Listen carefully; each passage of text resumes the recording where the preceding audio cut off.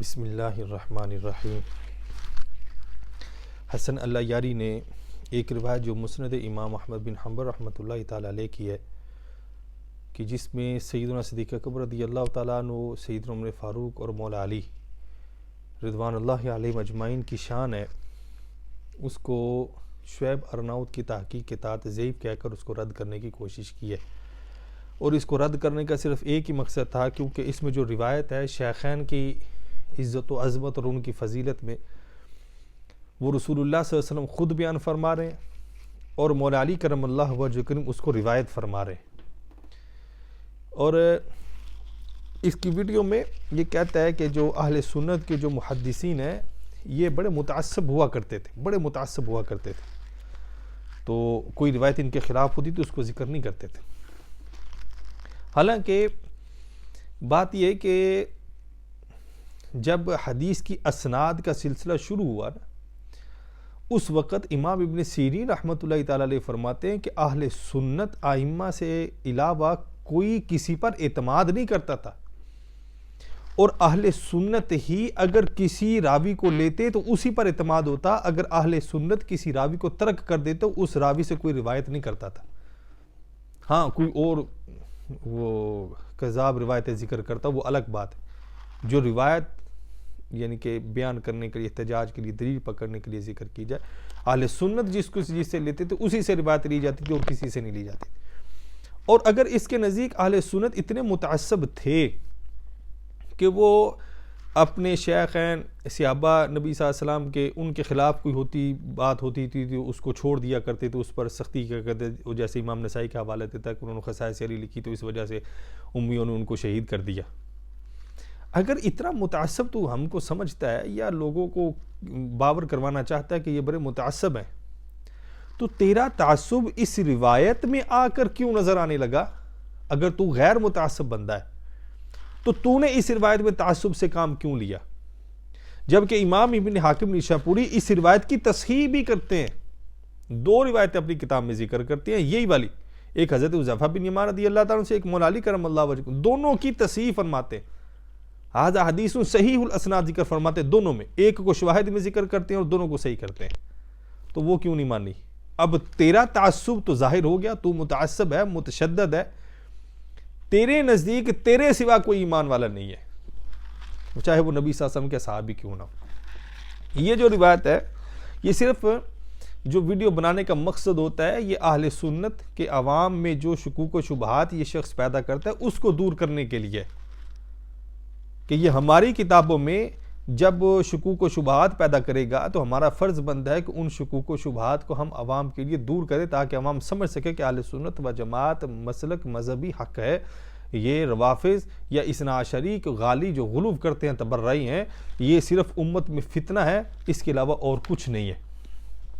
لہٰذا یہ روایت ہے، اس سے پہلے میں یہ روایت بطور برکت اور رسول اللہ صلی اللہ علیہ وسلم کی زبان اطہر سے شیخین کی شان اور فضیلت کے اظہار کے لیے پڑھتا ہوں۔ احباب پڑھیے اور محظوظ ہوئیے کہ رسول اللہ صلی اللہ علیہ وسلم نے شیخین کو کیسی فضیلت عطا فرمائی۔ یہ حدیث نمبر 874 ہے، جو نسخہ میرے پاس مسند امام احمد بن حنبل کا ہے، جلد نمبر 1 ہے۔ حدثنا عبداللہ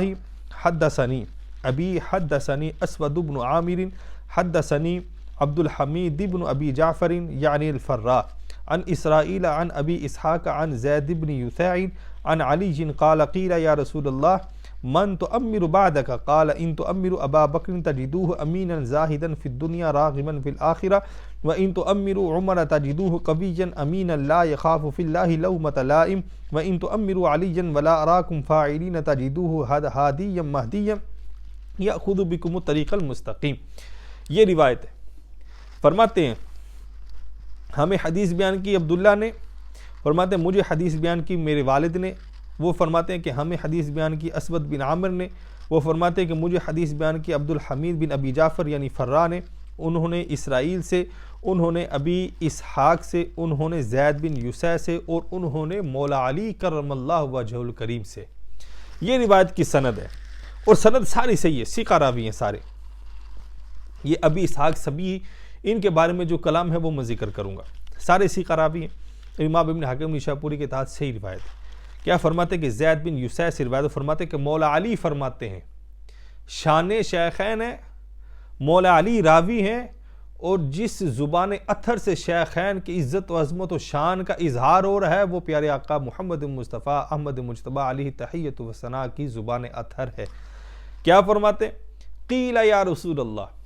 نبی صلی اللہ علیہ وسلم سے عرض کی کہ یا رسول اللہ صلی اللہ علیہ وسلم من تؤمر بعدک، آپ اپنے بعد کس کو امیر مقرر کریں گے؟ قالا، تو رسول اللہ صلی اللہ علیہ وسلم نے مشورتاً یہ بات فرمائی، ان تؤمروا ابا بکر تجدوہ امیناً زاہداً فی الدنیا راغباً فی الآخرہ، فرمایا کہ اگر تم ابو بکر کو امیر مقرر کرو گے تو اسے تم امانت دار بھی پاؤ گے، اسے تم دنیا میں زہد کرنے والا اور آخرت میں رغبت کرنے والا بھی پاؤ گے۔ اب کیوں اس حدیث سے جان چھڑائی؟ کیونکہ اس میں ہے امیناً، امانت دار ہے، اور امانت کیا ہے؟ جو رسول اللہ صلی اللہ علیہ وسلم نے چھوڑا وہ مال میں سے ہے، یا رسول اللہ صلی اللہ علیہ وسلم نے جو علم میں سے چھوڑا، ابو بکر رضی اللہ تعالیٰ عنہ اس میں خیانت نہیں کریں گے۔ مصطفیٰ کریم صلی اللہ علیہ وسلم نے ان کی امانت پر اپنی زبان صداقت سے مہر ثبت فرما دی۔ اب اس سے باغ فتح کا مسئلہ تو حل ہو گیا کہ جب وہ امانت تھی تو آپ نے خیانت نہیں کی، کیونکہ آپ رسول اللہ صلی اللہ علیہ وسلم کی زبان سے امین ہیں، اور اگر معاذ اللہ انہوں نے غصب کیا ہوتا تو پھر آپ امانت دار نہیں ہیں معاذ اللہ۔ تو لہٰذا رسول اللہ صلی اللہ علیہ وسلم نے جب فرمایا کہ تم اسے امانت دار پاؤ گے، یہ میرے آقا صلی اللہ علیہ وسلم کی زبان اطہر سے سیدنا صدیق اکبر رضی اللہ عنہ کی شان ہے، جو اس اثنا عشری سے حذف نہیں ہوئی، اس لیے اس کو کہہ دیا کہ یہ روایت ضعیف ہے، شعیب ارناؤت نے کہہ دیا۔ اس کا حکم میں ذکر کروں گا، زاہداً فی الدنیا، دنیا میں زہد کرنے والا، آخرت میں رغبت کرنے والا۔ اب جو آخرت میں رغبت کرنے والا، دنیا میں زہد کرنے والا، کیا وہ کسی کا حق کھائے گا؟ چاہے وہ خلافت کے اعتبار سے ہو یا مال کے اعتبار سے ہو۔ یہ رسول اللہ صلی اللہ علیہ وسلم بیان فرما رہے ہیں، کوئی اور نہیں۔ پھر فرمایا وَإِن تُؤَمِّرُوا عُمَرَ، اگر تم امیر بنا عمر کو، تَجِدُوهُ قَوِيًّا، تو تم اس کو مضبوط پاؤ گے۔ یہاں پر قویًّا کا لفظ اس لیے فرمایا کہ جو مسند بزاز میں جو لفظ ہے، امام ابن جزری نے جس کو مناقب میں بھی ذکر کیا ہے، اس میں ابو بکر صدیق رضی اللہ تعالیٰ عنہ کے ساتھ ضعف کا لفظ ہے کہ ابو بکر کو تم پاؤ گے لیکن وہ جسمانی طور پر کمزور ہیں، لیکن عمر فاروق رضی اللہ تعالیٰ عنہ قوی ہیں، جسمانی طور پر بھی مضبوط ہیں، امیناً، امانت دار ہیں، لا یخاف فی اللہ لومۃ لائم، اور خدا کے حدود کے نفاذ کے لیے کسی کا خوف نہیں ہے ان پر۔ امیناً، ان کے بارے میں بھی فرمایا امانت دار ہے، تو گو کہ سیدنا عمر فاروق رضی اللہ تعالیٰ نے بھی کسی کا حق غصب نہیں کیا، نہ خلافت میں نہ مال میں، کیونکہ رسول اللہ صلی اللہ علیہ وسلم کو امیناً فرما رہے۔ وَإِن تُؤَمِّرُوا عَلِيًّا، اور اگر تم علی کو امیر مقرر کرو تو ان کے بارے میں کیا فرمایا؟ ہادیًا مہدیًا یأخذکم بکم الطریق المستقیم، فرمایا کہ وہ ہادی بھی ہیں، مہدی بھی ہیں، اور تمہیں صراط مستقیم پر مضبوطی کے ساتھ قائم رکھیں گے۔ تو یہ شان مولا علی کرم اللہ وجہ کریم بھی رسول اللہ صلی اللہ علیہ وسلم نے بیان فرمائی، دونوں کے ساتھ لفظ امیناً ذکر فرمایا۔ اب یہ بات نہیں ہے کہ دونوں کے ساتھ لفظ امیناً اگر ذکر فرمایا تو مولا علی کرم اللہ کے خلاف جاتی ہو، ایسی بات نہیں۔ امیناً اس لیے کہ وہ کسی کے مال میں خیانت نہیں کریں گے، خلافت میں خیانت نہیں کریں گے، لہٰذا اس وجہ سے اثنا عشری کو یہ روایت ہضم نہیں ہوتی، اور شعیب ارناؤت کی تحقیق پر اکتفا کرتے ہوئے کہہ دیا کہ اسناد ضعیف، لہٰذا یہ روایت ضعیف ہے۔ ہم اس کا بھی جائزہ لیتے ہیں کہ شعیب ارناؤت نے اس کو ضعیف کیوں کہا ہے اور اس کا درجہ کیا بنتا ہے، وہ بھی ہم انشاءاللہ ذکر کریں گے۔ اس سے پہلے اس اثنا عشری کے لیے تحفہ ہے، یہ ہے مستدرک علی صحیح ہے، امام ابن حاکم نیشابوری کی کتاب ہے، عادل مرشد کی تحقیق ہے، الرسالۃ العالمیہ کا چھاپا ہے، اس کا صفحہ نمبر ہے 408، اس کی جلد نمبر 5 ہے، اور اس میں حدیث پاک نمبر ہے 4483۔ یہی حدیث پاک جو امام احمد بن حنبل رحمۃ اللہ تعالی نے اپنی مسند میں اور فضائل الصحابہ میں ذکر کی ہے، یہی روایت مستدرک علی صحیح یعنی میں امام ابن حاکم نیشابوری ذکر کرتے ہیں، جو مولا علی کرم اللہ وجہ سے مروی ہے۔ اس میں فضیل بن مرزوق سے وہ بھی اسحاق سبی سے اس کو ذکر کرتے ہیں۔ وہی والی روایت ان تولوا ابا بکر تجدوہ زاہدا فی الدنیا راغبا فی الاخرہ وان تولوا عمر تجدوہ قویا امینا لا تأخذوا فی اللہ لومۃ لائم وان تولوا علیا تجدوہ ہادیا مہدیا یسلک بکم الطریق۔ یہ وہی روایت ہے، اس کے بارے میں کیا فرماتے ہیں؟ ھذا حدیث صحیح الاسناد، کہ یہ حدیث صحیح الاسناد ہے۔ یہ امام ابن حکم نشاپوری تو اس کی تصحیح فرما رہے ہیں۔ شعیب ارناؤت انہوں نے اگر اسناد ضعیف کہا، کس وجہ سے کہا وہ بھی میں ذکر کروں گا، اس کو بڑی جلدی قبول کیا ہے۔ امام ابن حاکم نشاپوری اس کو ھذا حدیث صحیح الاسناد کہہ رہے ہیں، یہ تیرے نزدیک قبول کیوں نہیں ہے؟ اب متعصب تو ہوا یا ہمارے محدثین ہوئے؟ یہ فیصلہ عوام کرے۔ خیر عوام کو تو حکم نہیں بنانا چاہیے، لیکن کیا کریں کہ آج کا دور ہی ایسا ہے کہ عوام کو حکم بنانا پڑتا ہے،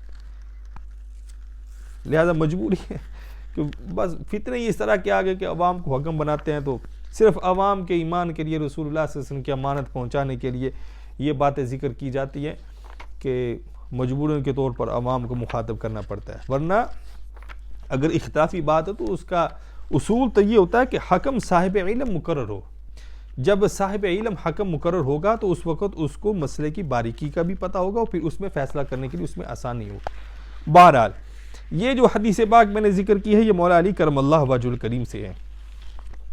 اور یہی حدیث پاک امام ابن حاکم نشاپوری رحمۃ اللہ تعالی علیہ ایک اور جگہ پر ذکر فرماتے ہیں، اور اس جگہ پر جو امام ابن حاکم نشاپوری رحمۃ اللہ تعالی نے جو روایت ذکر کیا وہ حضرت حذیفہ بن یمان رضی اللہ تعالیٰ عنہ سے روایت ہے۔ یہ صفحہ نمبر 649 ہے، جلد نمبر 5 ہے، اور حدیث نمبر 4337 ہے، 4737 ہے۔ یہاں پر حضرت سفیان ثوری سے ہے، وہ بھی اسحاق سبی سے اس روایت کو ذکر کرتے ہیں۔ اس کی سند تھوڑی مختلف ہے لیکن ہے یہ بھی صحیح الاسناد۔ آپ کیا فرماتے ہیں؟ حضرت حذیفہ بن یمان رضی اللہ تعالیٰ سے روایت فرماتے ہیں قال قال رسول اللہ صلی اللہ علیہ وسلم ان ولیتموها ابا بکر فزاہد فی الدنیا راغب فی الاخرہ وفی جسمہ ضعف۔ وہ قوی جو عمر فاروق رضی اللہ تعالیٰ کے بارے میں فرمایا، وہ ابوبکر صدیق نے فرمایا کہ وفی جسم ضعف، کہ ان کے جسم میں کمزوری ہے۔ وان ولیتموها عمر فقوی امین لا یخاف فی اللہ لومۃ لائم وان ولیتموها علی فہاد مہتد یقیمکم علی صراط مستقیم۔ یہاں بھی شیخین کی شان ہے، حضرت حذیفہ بن یمان روایت کرتے ہیں، رسول اللہ صلی اللہ علیہ وسلم بیان فرماتے ہیں، اور مولا علی کرم اللہ وجہ کی فضیلت ذکر فرماتے ہیں۔ اس روایت کے ذکر کرنے کے بعد امام ابن حاکم نشاپوری کیا فرماتے ہیں؟ ھذا حدیث صحیح الاسناد، یہ حدیث بھی صحیح الاسناد ہے۔ وہ متعصب تو ہمارے محدثین کو کہا، کیا وجہ ہے کہ آج امام ابن حاکم نشاپوری رحمۃ اللہ تعالی علیہ کی صحیح الاسناد روایت کو بھی ماننے سے بھاگ گیا؟ اب یہاں پہ متعصب ہم ہیں، متشدد ہم ہیں، کیوں لوگوں کی آنکھوں میں خیر تو فتنہ ہے، تو نے دھولی جھونکنی ہے، تو نے کون سی حق بات بتانی ہے، تیرے لیے یہ بات کہنا کہ دھول نہ جھونکی، یہ تھا بھی فضول بات۔ اب یہ اگر تجھے شعیب ارناؤت محققین کے جو اب کے، اگر ان کی تحقیق پر تجھے اعتماد ہے، یہ عادل مرشد کی تحقیق ہے الرسالۃ العالمیہ پر، عادل مرشد کی تحقیق ہے، اسی حدیث کے تحت حدیث نمبر 4483 کے تحت کہتے ہیں کہ یہ روایت جو ہے یہ حسن کا احتمال رکھتی ہے اگر اس کے شواہد میں کوئی روایت مل جائے۔ یہ عادل مرشد کی تحقیق نیچے لکھی ہوئی ہے۔ اب یہ امام ابن حاکم نشاپوری رحمۃ اللہ تعالی علیہ مولا علی کرم اللہ وجہ کریم کی اس روایت کو حضرت حذیفہ بن یمان رضی اللہ تعالیٰ عنہ کی روایت کے شواہد میں ذکر کرتے ہیں، اور نیچے لکھا ہوا ہے حدیث حذیفہ شاہدہ، یہ لکھا ہوا ہے حدیث حذیفہ بن یمان۔ کیا آپ حضرت حدیث حذیفہ بن یمان کے شواہد میں مولا علی کرم اللہ وجہ کی روایت کو ذکر کرتے ہیں اور دونوں کو صحیح فرمایا؟ ان کی تو مان لو چلو، خود کو تو غیر متعصب کہتا ہے، لوگوں کی نظروں میں لوگوں کو کہتا ہے یہ اہل سنت بڑے متعصب ہیں۔ اب یہی روایت جو ہے مسند بزاز کے حوالے سے، یہ مناقب علی امام جزری کی یہ کتاب مجھے ملی نہیں، تو لہٰذا میں نے انٹرنیٹ سے جو حدیث ہے اس کے 3 صفحات میں نے ڈاؤن لوڈ کی ہے، اور یہاں پر جو صفحہ نمبر ہے وہ 35 ہے، روایت نمبر 38 ہے، یہ 95 صفحات کی کل کتاب ہے۔ اس میں وہی روایت ہے، ابھی اسحاق سبی سے ہے، اور وہ حضرت زید بن یسیع سے روایت کرتے ہیں، وہ مولا علی سے روایت کرتے ہیں، اور یہ روایت اس کا جو محقق ہے اس کے نزدیک درجہ حسن کی ہے۔ اب اگر محققین کی تحقیق پر اعتماد کرنا ہے تو یہاں پر درجہ حسن کی روایت ہے، اور اگر تو اس بات پر مصر ہو کہ مسند امام احمد بن حنبل میں جو روایت ہے اس کو شعیب ارناؤت نے ضعیف کہا ہے،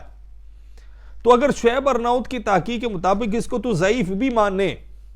تو جو اس کتاب کے مصنف ہے امام احمد بن حنبل رحمۃ اللہ تعالی علیہ، ان کے اصول کے مطابق ضعیف روایت فضائل کے باب میں بھی قوی کا درجہ رکھتی ہے، تو یہاں تو ہے ہی بات فضیلت کی، تو چلو ضعیف ہی مان لے، پھر بھی یہ قوی کا درجہ رکھتی ہے، پھر بھی اس کے ساتھ احتجاج جائز ہو جاتا ہے۔ اب سنیے شعیب ارناؤت نے اس کو ضعیف کیوں کہا؟ شعیب ارناؤت نے یہ بات کہی ہے کہ اس کے جو اسناد ہے اس میں اضطراب ہے، لہذا یہ روایت مضطرب ہے، اور مضطرب جو ہے ضعیف کی قسم میں سے ایک قسم ہے۔ اس سے پہلے یہ بات عرض کرتا چلوں کہ یہ ایک بندہ ناچیز کی جو ذہن میں جو بات آئی، جو تحقیق ہے، میں اس کو ذکر کر رہا ہوں، اور یہ حسن اللہ یاری سے ہٹ گیا، کیونکہ اس کے لیے امام ابن حاتم نشاپوری کافی ہیں۔ اگر تو میں اس میں درست ہوں تو اللہ رب العزت میری اس خدمت کو قبول فرمائے، اور اگر میں اس میں غلط ہوں تو علماء میری اصلاح فرمائے۔ یہ علماء اہل سنت کی بات کر رہا ہوں، وہ جو ہے حسن اللہ یاری، اس کا علاج امام ابن حاتم نشاپوری نے کر دیا ہے۔ اچھا، یہاں پر شعیب ارناؤت نے کہا کہ اس میں اضطراب ہے سند میں۔ سند میں اضطراب کیسا ہے کہ حضرت حذیفہ سے ایک جگہ پہ مروی ہے، دوسری جگہ پہ مولا علی سے مروی ہے، تیسری جگہ حضرت سلمان فارسی سے مروی ہے، چوتھی جگہ یہ مرسلن روایت ہے جسے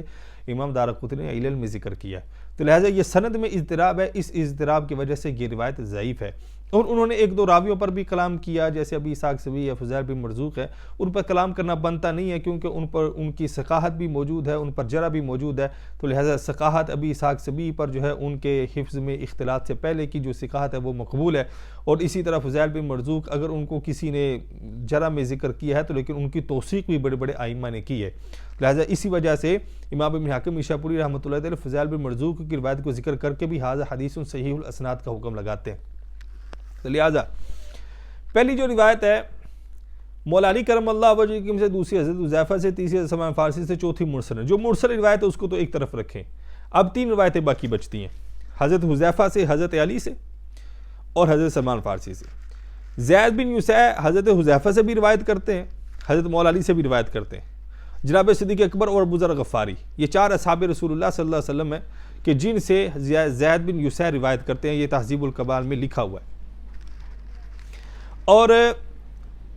ان تینوں میں سے جو روایت ذکر کی ہے اس میں اضطراب ہے۔ امام جلال الدین سیوطی رحمۃ اللہ تعالی تدریب الراوی شریف میں ارشاد فرماتے ہیں کہ اضطراب حدیث کا ختم بھی ہو سکتا ہے اس صورت میں کہ جس راوی کی وجہ سے اس میں اضطراب ہے، اگر وہ راوی ثقہ ہو تو یہ اضطراب ختم ہو سکتا ہے،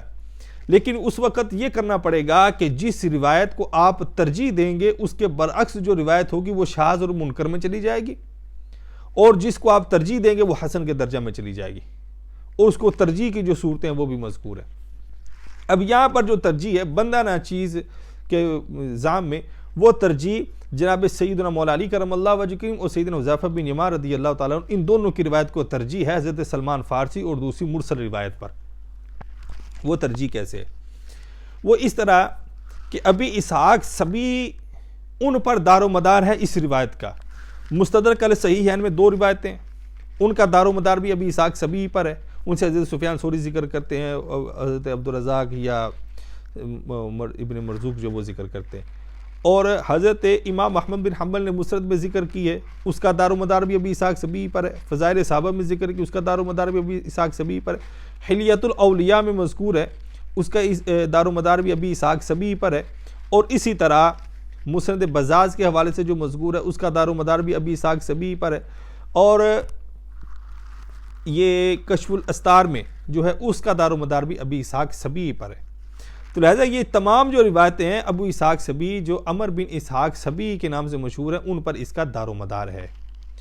اور اسی طرح ایک روایت جو حلیہ میں ابی نعیم اصبہانی نے ذکر کی ہے، وہ مختصر روایت ہے، اس میں صرف مولا علی کرم اللہ وجہ کریم کی فضیلت ذکر کی گئی ہے، شیخین کی ذکر نہیں کی گئی، وہ بھی صحیح الاسناد ہے، وہ بھی ابی اسحاق سے مروی ہے۔ تو یہاں پر میں پہلے حضرت زید بن یوسیع ان کا ذکر کر دیتا ہوں کہ حضرت زید بن یوسیع ان کے بارے میں کیا فرماتے ہیں۔ یہ تہذیب الکمال ہے اور اس کی جلد نمبر 10 ہے اور صفحہ نمبر 115 ہے۔ زید بن یوسیع ان کے بارے میں یہ ہے کہ روا عن حذیفہ بن الیمان و علی بن ابی طالب ابی بکر صدیق و ابی ذر الغفاری، کیا آپ حضرت حذیفہ بن یمان، مولا علی، حضرت بکر صدیق اور ابو ذر غفاری رضی اللہ تعالیٰ آپ سے ذکر کرتے ہیں، اور ان سے ابو اسحاق سبی صرف ذکر کرتے ہیں، کوئی اور ان سے روایت کو ذکر نہیں کرتا ہے، اور فرماتے ہیں کہ امام ابن حبان نے ان کو کتاب الثقات میں ذکر کیا اور ان کی توثیق کی ہے، اور اسی طرح امام عجلی جو ہیں انہوں نے بھی ان کی توثیق کی ہے، اور امام ابن حجر عسقلانی رحمۃ اللہ تعالی نے تہذیب و تہذیب میں ان کی توثیق کی ہے۔ تو لہٰذا جو ثقہ ہے، یہ راوی ثقہ ہیں، تابعی ہیں، اور صحابہ سے یہ روایت ذکر کرتے ہیں، یہ زید بن یوسف، اور ان سے ابو اسحاق سبی ذکر کرتے ہیں۔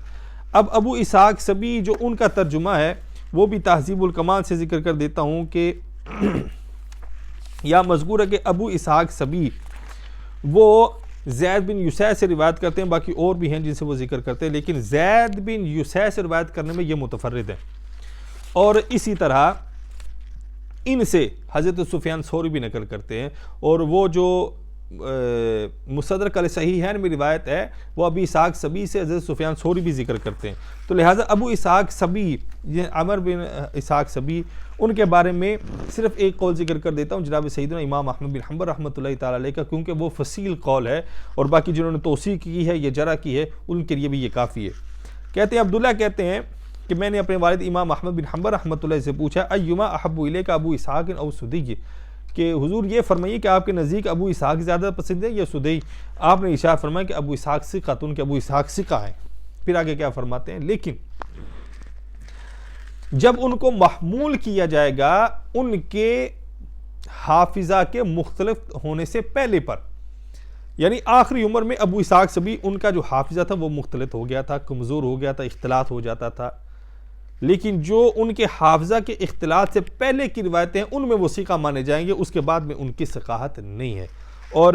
ان کی ثقاہت اس کے علاوہ احمد بن عبداللہ عجلی انہوں نے کہا کہ کوفی ہیں، تابعی ہیں اور ثقہ راوی ہیں۔ اسی طرح ابو حاتم نے ان کو ثقہ کہا ہے اور صدوق کہا ہے ابو حاتم نے، تو لہٰذا ان پر جو جرح ہے وہ آپ کے حافظہ کے اختلاط کے بعد کی ہے۔ اب یہاں پر یہ مسئلہ حل ہو جاتا ہے کہ امام احمد بن حنبل رحمۃ اللہ تعالی نے جو روایت ذکر کی ہے ابی اسحاق سبی کے حوالے سے، اور وہ جو راوی بدلے ہیں سلمان فارسی یا مرسل جو روایت کیا ہے، میرے ذہن میں زید بن یوسف ان سے نہیں ہے، بلکہ ابی اسحاق سبی سے اختلاط واقع ہوا ہے ان کے حفظ یعنی حافظہ کے مختلط ہونے کے بعد، کیونکہ یہ روایت اگر جو مولا علی کرم اللہ وجہہ میں سے روایت کرنے والے زید بن یوسف ہیں، اگر ان سے ایسی روایت ہوتی تو امام احمد بن حنبل رحمۃ اللہ تعالی علیہ نہ لیتے، کیونکہ ابی اسحاق سبی ان کا تو آخر عمر میں حافظے کا مختلط ہو جانا یہ منقول ہے، لیکن زید بن یوسف کے بارے میں تو ایسی بات نہیں ہے۔ تو لہٰذا وہاں جو سلمان فارسی یا مرسلن جو روایت ہوئی مذکور، وہ ابو اسحاق سبی کے حافظہ کے مختلط ہو جانے کی وجہ سے ان سے راوی مختلط ہو گیا، اور امام احمد بن حنبل رحمۃ اللہ تعالی علیہ کی روایت اس سے درجہ صحت میں چلی جائے گی، اس وجہ سے کہ امام احمد بن حنبل رحمۃ اللہ تعالی علیہ جو ابی اسحاق سبی سے اس روایت کو لیتے ہیں وہ ان کے حفظ کے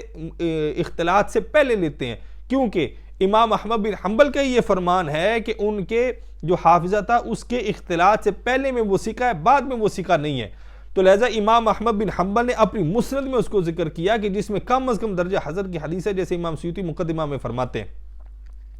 تو لہٰذا شان اس کی یہ ہے اس کتاب کی، تو لہٰذا امام احمد بن حنبل نے جب اس میں ذکر کیا ہے تو یہ اس بات پر بین دلیل ہے کہ آپ ان کی ثقہ دور یعنی حافظہ کے اختلاط ہونے سے پہلے کو ذکر کرتے ہیں، کیونکہ اگر یہ بعد کی روایت ہوتی تو امام احمد بن حنبل رحمۃ اللہ تعالی اپنے قول کے خلاف نہیں کر سکتے ہیں، تو لہٰذا ان کے قول کے مطابق یہ ان کے سوء حفظ سے پہلے کی یہ روایت ہے، تو لہٰذا یہ روایت مقبول ہو جائے گی جو مولا علی کرم اللہ وجہ الکریم سے مروی ہے۔ تو لہٰذا یہ بندہ ناچیز کی تحقیق ہے، جو میرے ذہن میں بات آئی وہ میں نے عرض کر دی، اگر غلط ہو تو علماء میری اس پر اصلاح فرما دے۔ تو لہٰذا یہ روایت جو ہے یہ درجہ حسن درجہ صحت تک بھی پہنچتی ہے،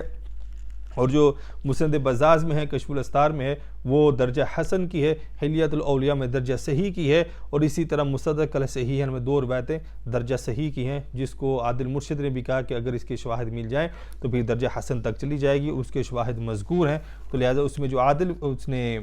شعیب ارناؤت نے جو بات ذکر کی تھی اس کا جواب میں نے ذکر کر دیا ہے۔ اللہ رب العزت ہم سب کو فتنوں سے محفوظ فرمائے، اور اللہ رب العزت ہم سب کو محبت اہل بیت اور صحابہ کرام رضوان اللہ علیہ اجمعین کی محبت عطا فرمائے، اور اسی پر خدا تعالی ہمارا خاتمہ فرمائے۔ السلام علیکم ورحمۃ اللہ وبرکاتہ۔